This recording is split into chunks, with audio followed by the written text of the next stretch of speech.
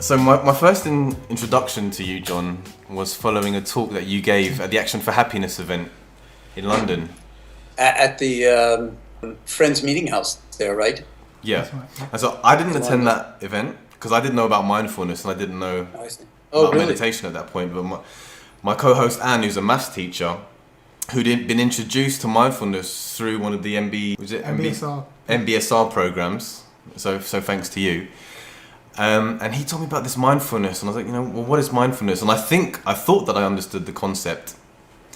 Now, in the Q&A section at the end, Anne asked the question. My question to you was regarding the London riots of 2011, and I said, if you could perhaps pass on a message to, because at the time when I was teaching at the college, this particular college was at one of the scenes where the riots took place in London, and how perhaps mindfulness could change their worldview. So I asked you if you could perhaps think of a message. What would you say to them if you could say something? What did I say? All right. So one of the amazing answers that you did give to us, Jon, was that we should reach out to the Mind Body Awareness project, in Oakland, California. Right. Because they deal day to day, going into the prisons and dealing with at-risk youth, incarcerated youth. And did you do that? We reached out to them. So we spoke to Sam and Micah, and they were amazing, senior instructors there. And, we had great contact that a year... Yeah, I know Sam. Yeah, Sam Himmelstein. Yeah. Right. And you were the foreword to his last book, right? That's correct. A year later, we reached out and we spoke with Roger Miller, the executive director. Wonderful. I'm so glad you made that connection. Yeah.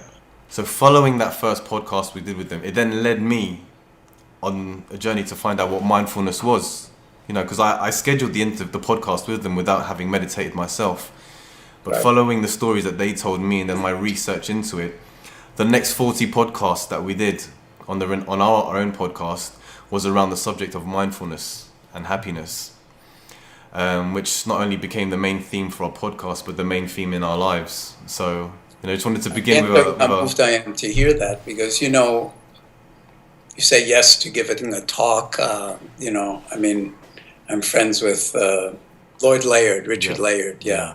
And you never know what's going to come of something like that. So, I'm so touched to meet you guys on Skype. Yeah. Basically, and hear that something that I said affected you so deeply that you pursued that thread and it's affected your lives. Yeah, we try to embody it as much as we can, and with the partnership with Action for Happiness, one of our last episodes got 10,000 hits. So it's going out to go on to helping others in the London community. And help aligns us with our message of how can we help spread this fantastic message, because right. And I guess what we want to talk about today is not so much what is mindfulness and the introduction to mindfulness. It's that given that we have meditated and have been meditating for several years now, and the many questions that have come up along the way about the relationship with our own thoughts, and the way that we handle stress and depression and anger, and also how do we live that altruistic life where we thrive?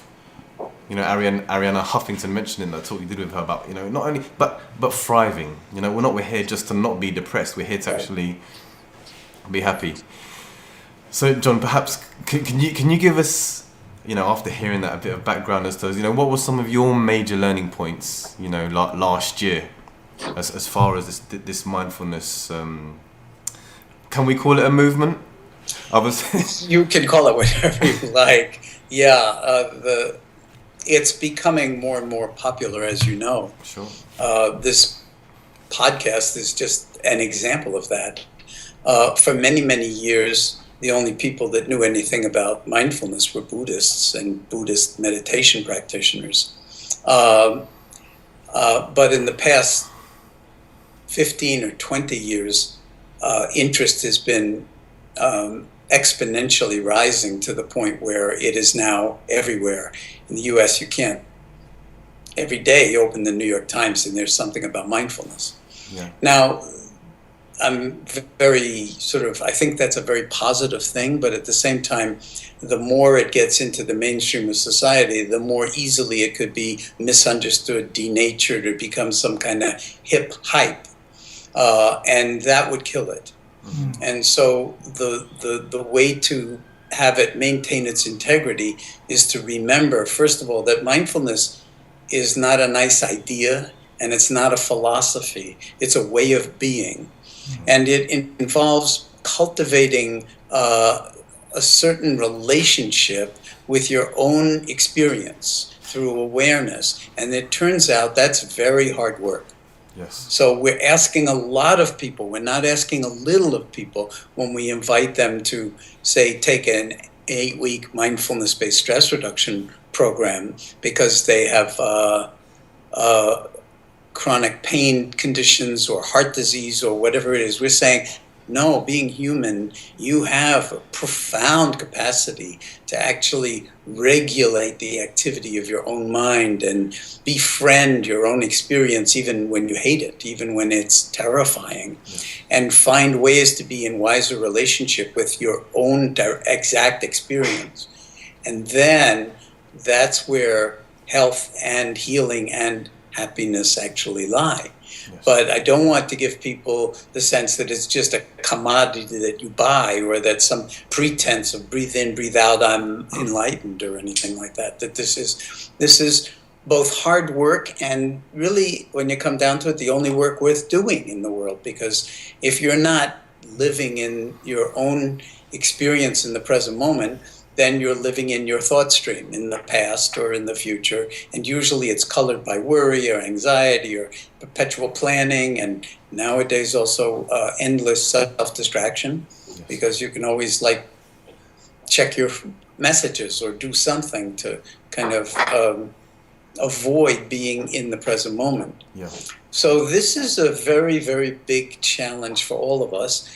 But the fact that it's so popular nowadays means that in some sense, people are starving for this. So we literally are starving, and maybe you could even say dying for this. And with everything that's going on in the world of terrorism and everything else, there are certain kinds of diseases that the human species is experiencing now globally, where some people are so upset and so angry and feel so alienated that they're trying to kill other people to make the point, look how much I'm suffering, look how much you've caused me suffering, without even knowing that you've caused me suffering. And many people don't. And so there's never been a more important time on the planet for mindfulness to really become global, but to become global in the deepest and most ethical and most heartfelt of ways. And that has to do with a deep desire to actually be of benefit in this world for other people, not just for yourself. Yeah. So, and I think Action for Happiness has that as part of your DNA, does it not? Sure. Yes, it does, yeah. And I know Chad Meng at Google, who wrote a book, and his sort of secret plan was... I saw him last week and the week before. Yeah, to bring about world peace. And, given what you've said about the current state of affairs in the world at the moment, do you still hold on to the hope that I mean that's a big ask, world peace, and to change the world through one movement, but of course we've got to how optimistic. I know that there's research that suggests that mindfulness does bring about greater compassion and empathy, etc. Do you have a hope in that direction, in terms of... I don't have a kind of unbridled hope, but I believe that I have a kind of realistic hope and aspiration for humanity. Because what is the alternative? Yes. If you think about it for a moment, the alternative to all this crazy, is just more and more of this craziness until, the people who want to cause harm get a hold of nuclear weapons.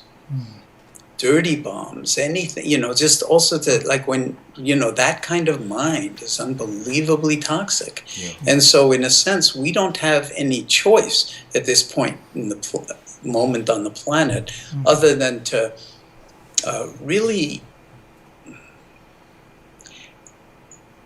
recognize what's deepest and best in us as human beings, as a species, not as French people or English people or Americans or Syrians or Iraqis, but as human beings. Yes. And instead of turning the other into a less than human that we can then destroy because of all the things we tell ourselves about how much they're to blame for my suffering, that we understand suffering and the nature of suffering in an entirely new way, and develop wisdom, the wisdom that we're capable of as human beings, that doesn't take personally things that are not personal, and then works for the benefit of all beings, so to speak, by putting your shoulder to the wheel in ways that make the society a more equitable, a better place where everybody can feel at home, and not just say the wealthiest people in the society and everybody else is hurting. Now, if you look at the political scene in the US at this time, you can basically feel, even I'm guessing from the UK or from afar, how the whole thing is kind of, sort of exploding and splitting apart. And there's so much implicit and explicit racism and hatred and disregard for the other. And, that this is not really tenable, and it's not a kind of credible way to conduct the life of a country that takes care of its own inhabitants and that also cares about its relationship with other human beings in other countries in the world.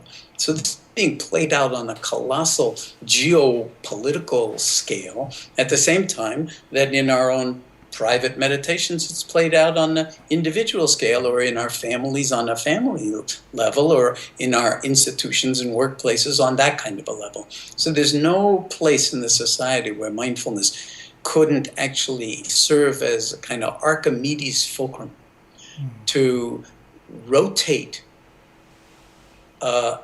ourselves, allow ourselves to rotate in awareness, to rotate in consciousness, so that we see things as they are instead of believing in our own, self-generated delusions and propaganda, which are often driven by greed and hatred. So it's not just everybody else that's being driven by greed, hatred, and delusion, but we ourselves. And when we come to terms with that, when we recognize it in the meditation practice, in how we live our lives from moment to moment, then we can make room for other people in a way that is open-hearted, and then begin to name the ways in which we need to actually undergo that rotation for the benefit of our own well-being and health, and also for the benefit of the world. I take that incredibly seriously. And in fact, my book, Coming to Our Senses, which is now, was written in 2004, so it's 12 years old, it's got 100 pages in there on mindful politics. Because this is not just a matter of sitting quietly in a, lotus position and, pretending you're a statue in the British Museum. Yeah. Well, how motivated or how much encouragement do you get of where, I guess, the trajectory of mindfulness is going, compared to where you began, where you didn't have science to back you up, and compared to the progress and, like you mentioned, Time magazine, you can't open up a newspaper nowadays or click on a website without some mention of mindfulness. Right. Does that give you great hope? It's because of the science. Let's be clear about that. And I'm trained as a scientist, and it was very much a part of my strategy from the very beginning to not actually only offer meditation within the mainstream of medicine, but to actually document what the effects were on people. In other words, to do science on the effects of fairly intensive and rigorous mindfulness practice in people who would never dream to think of themselves as meditators, but who were suffering with chronic conditions of all kinds. And 37 years of mindfulness-based stress reduction, first at the University of Massachusetts Medical Center and now all around the world, have accumulated enormous a body of evidence that this stuff really can change people's lives, and that one of the mechanisms through which it changes people's lives is that the brain actually changes when you start to relate to experience in systematic and repetitive ways. And that capacity of the brain is called neuroplasticity. And it now is understood that the brain is actually an organ of learning. And it goes on one's entire life. And part of the way it does that is by changing its electrical activity on the basis of experience. But another way that it does that is actually by restructuring what the neuroscientists would call its real estate, its structure, and its connectivity, so that the kind of practice of mindfulness, for instance, could actually restructure, and there's lots of research showing this now, connections in the brain to strengthen certain ones and attenuate other ones, so that you actually do cultivate greater insight, greater equanimity, greater kindness, greater compassion, that these are sort of biological phenomena. And it's a tractable, learnable kind of thing. So now you ask me, well, how happy am I that that's come about? Of course, I'm very happy that it's come about. As I mentioned, it comes with its associated risks, because whenever anything becomes really popular, there's a tendency for everybody to jump on the bandwagon and not understand what it even is. But you have to use the word mindfulness now just to seem like you're au courant with what everybody else is talking about. But what about actually cultivating it in your own life? And as I said, that is serious, and it involves a certain kind of interior sustained discipline over days, weeks, months, years, decades, and basically your whole life. And if we go that way as a species, then I think that's going to be up to the task of healing the planet, not just healing ourselves. And if we don't go that way, I don't think we even want to think about what the possible alternatives are, because when the human mind, when it gets seriously inflamed and is driven by greed, hatred, and delusion, the levels of suffering that it causes, just look historically, are unbelievable. And we can't afford to have millions and millions and millions of people die to get the message that we're fundamentally beautiful and okay, and we need to take care of each other and not just ourselves. And we need to take care of the other creatures on the planet and the planet itself, because that's where we get our oxygen, from the trees. And that's where we get our water. And if the water is polluted, and our cities, if the glaciers and the ice caps all melt, and we know this is happening, and we know that we are the cause of it, if our minds aren't capable collectively of transforming that in some way, and they say time is very short to be able to do it without wreaking consequences none of us want to talk about, 3 or 4 or 7 generations down the pipe, then we really need to discover what it means to be truly human and to align ourselves with deep wisdom and deep compassion. And nothing that I know of, except mindfulness, is a kind of glide path into it that's been well worked out over thousands of years. So this is not something I made up in the basement of the UMass Medical Center in 1979. But how we apply it in the modern age, it's an ongoing evolution. It's not all about going back to the time of the Buddha or anything like that. And this is not about becoming a Buddhist either. I am not a Buddhist. I'm a serious student of Buddhist meditation, but I don't identify as a Buddhist, simply because I think it's enough for me personally to just identify as a human.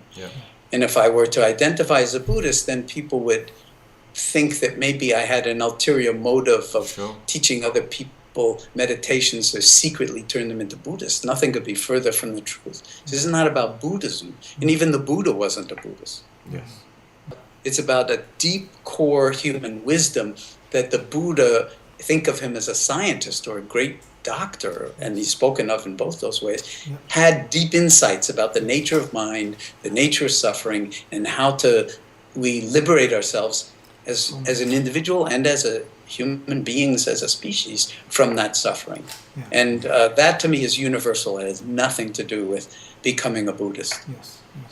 Just like, like say Newton, who happened to be a Christian, was the father of modern physics. The law of gravity is That's a right, Christian. Yeah. We don't refer to physics as a Christian. It's just a human universal truth. Because, the word dharma that describes the teachings of the Buddha means lawfulness, and of course, what Newton discovered were the laws of physics, the laws of gravitation. Again, lawfulness. So it's just the way things are when they operate in a certain kind of lawful way.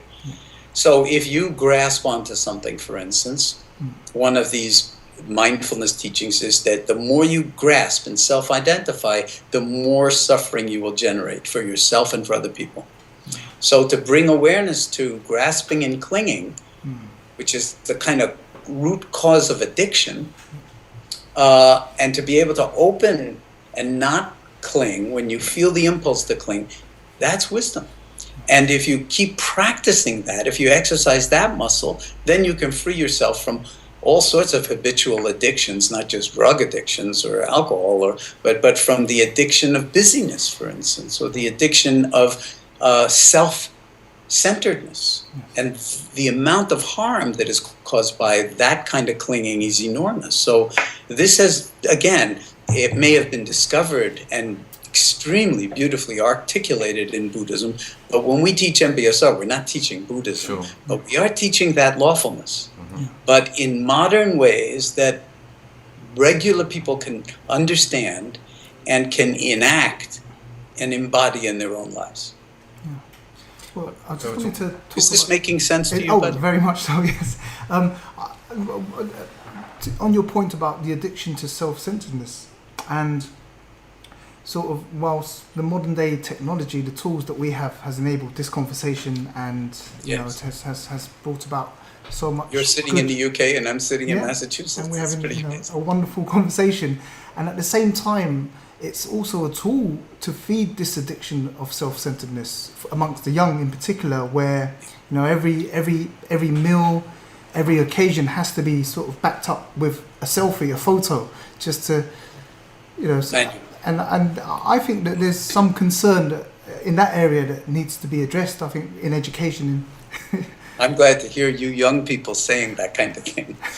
Because again, you get addicted to the iPhone. Yeah. And in fact, I know that people who designed the iPhone. All those technologies are designed for maximal addiction. Yeah. They're really designed that way. And so to liberate yourself from the attachment to always having to check your messages, or to find out how many people liked some comment that you posted on Facebook. Every time you check and people liked what you posted, you get a little squirt of dopamine. And it's kind of like a drug reaction, and you say, oh, this feels so good. And 5 seconds later, you have to check again because you want another squirt of dopamine. And so basically you become addicted to a story out there in the internet that's not at all true, but that has to do with how do I present myself so that more people will like me and think I'm clever and so forth. And this is a disease. It has wonderful elements to it, but it also has these disease elements to it.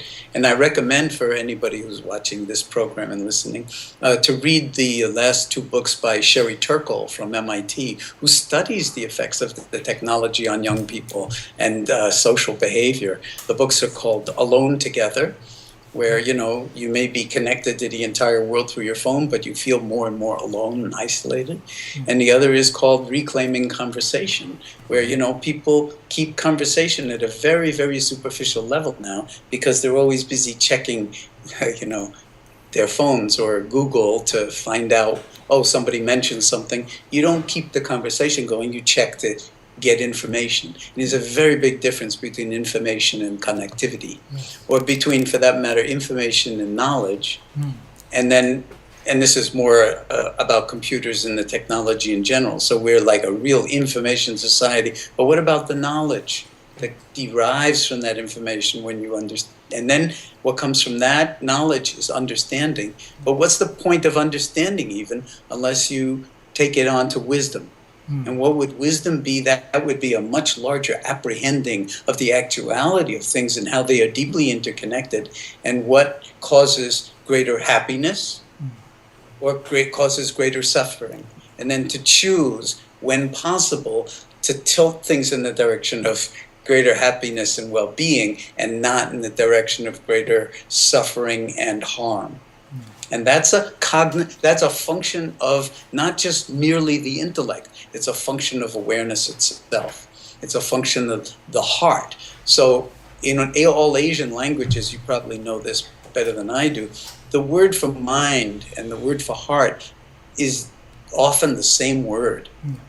So when we hear in English the word mindfulness, if we're not hearing the word heartfulness, we're really not understanding it. We're turning it into some kind of cognitive operation instead of understanding that it has a vast number of different dimensions. So we don't understand awareness from a scientific point of view very well. I mean, or sentience would be another way to put it. But, this is a kind of miraculous gift that we have as human beings, and yet we don't know how to live inside awareness without being caught in the addiction and in this thought stream and emotional reactivity. And that's where the mindfulness you train to actually shift your default mode from one of constant thinking and being lost in thought and self-distracted to one of being present with no agenda other than to be awake. Yeah. And then trusting that all your intelligences, plural, will come online and be more available to you for whatever is most appropriate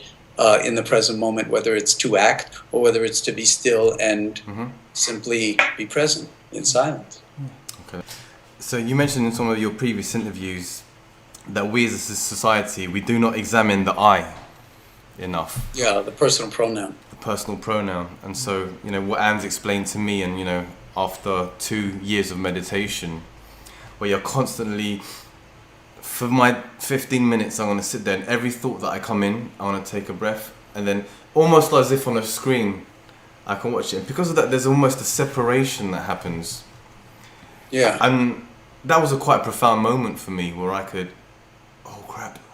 So then everything that I've previously perceived about my life and who I am also comes from this same place of, these thousands and thousands of thoughts that we have every day.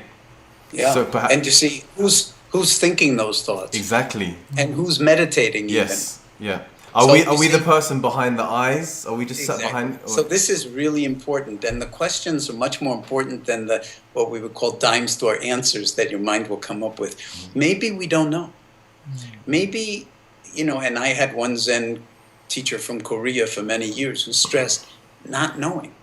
The mind that doesn't know, but that knows that it doesn't know. That's one facet of wisdom. So that way you can at least write yourself restraining orders not to do things that are just going to create more addiction and more suffering. Yes. And then, what will I replace it with? Don't know. Well, stay open.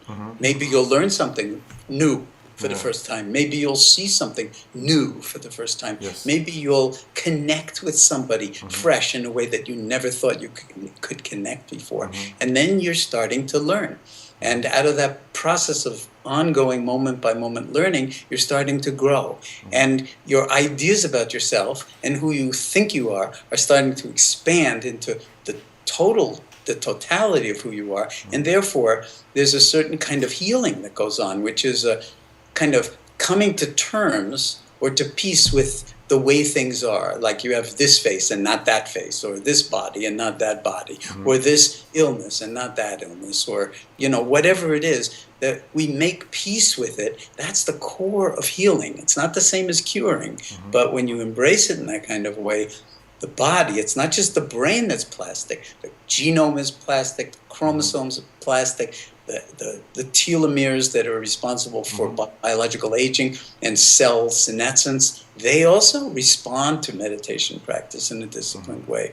So there's never been a better time, according to the science, for us to actually dive deeply into these questions of who am I, the nature of self, which is, of course, what psychology is all supposed to be about anyway, and to maybe cultivate new ways of being in wise relationship with experience. Yeah. Okay? And then if we don't know exactly, of course I know that I'm Jon Kabat-Zinn. I wouldn't mistake myself for somebody with another name, but it's just a name.